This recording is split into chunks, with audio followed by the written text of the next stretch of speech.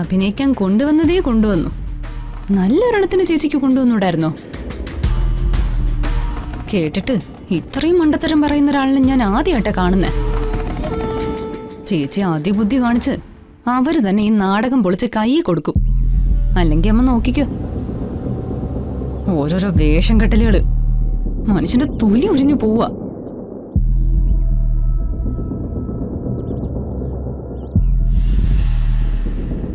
നിങ്ങൾ എപ്പോഴും മാറി നിന്ന് സംസാരാണല്ലോ. ഇതിന് മാത്രം എന്താ ഈ പറയുന്നത്? അത് താൻ അറിയണ്ട. തന്നോട് ഞങ്ങൾ വരുന്നില്ലെന്ന് പറഞ്ഞല്ലേ? തനിക്കല്ലേ നിർബന്ധം ഞങ്ങളെ കൂടെ കെട്ടി എഴുന്നള്ളിക്കാൻ?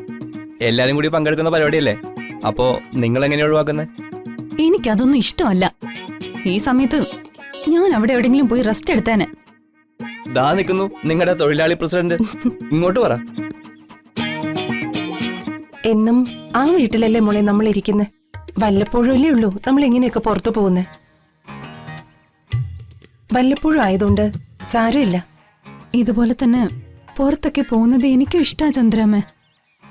നമ്മളെങ്ങോട്ട് പോയാലും ശല്യം അതേപടി പുറകെ ഉണ്ടല്ലോ.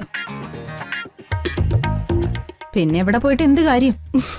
ശല്യം എന്ന് ഉദ്ദേശിച്ചത് തന്നെയാന്ന് മനസ്സിലായി. അതിലിപ്പോ മനസ്സിലാക്കാൻ എന്തിരിക്കുന്നു? ഇതെന്റെ അമ്മ, ഇതെന്റെ ചന്ദ്രാമ്മ. ഈ രണ്ടുപേരെയും ഞാൻ ശല്യമൊന്നും പറയില്ല. അപ്പൊ പിന്നെ ബാക്കിയുള്ള തന്നെ ഞാൻ പറഞ്ഞത്. ദേ, ഇനി ഇവിടെ കിടന്ന് വഴക്ക് വേണ്ട. നീ വന്നേ, നമുക്ക് അങ്ങോട്ട് പോയി നോക്കാം. അവരൊക്കെ വന്നു. നീ വാ.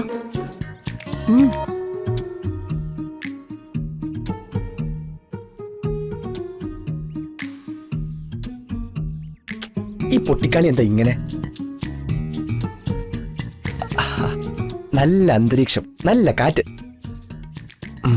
ഇന്നെന്തായാലും എന്റെ മനസ്സിലുള്ള ഇഷ്ടം ഞാൻ അവളോട് പറയും.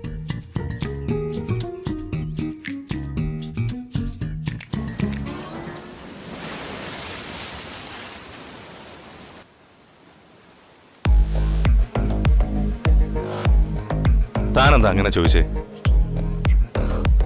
തന്റെ അമ്മയച്ഛനെന്ന് പറഞ്ഞ എന്റെയും കൂടിയല്ലേ? അതല്ല സർ, എന്റെ അച്ഛന്റെയും അമ്മയുടെയും സംസാരവും പെരുമാറ്റവും പെട്ടെന്ന് എല്ലാവർക്കും ആക്സെപ്റ്റ് ചെയ്യാൻ പറ്റിയെന്ന് വരില്ല. അവര് അങ്ങനത്തെ ഒരു പ്രകൃതിക്കാരായി പോയി. അത് സാറിന് മനസ്സിലായതുപോലെ സാറിന്റെ അച്ഛനോടും അമ്മയോടും ഒന്ന് പറയണം. അവരെന്ത് കരുതുന്ന എന്റെ ടെൻഷൻ. അങ്ങനെ ഒരു ടെൻഷന്റെ ആവശ്യം തനിക്ക് വേണ്ട. അവരാരും ഒന്നും കരുതില്ല.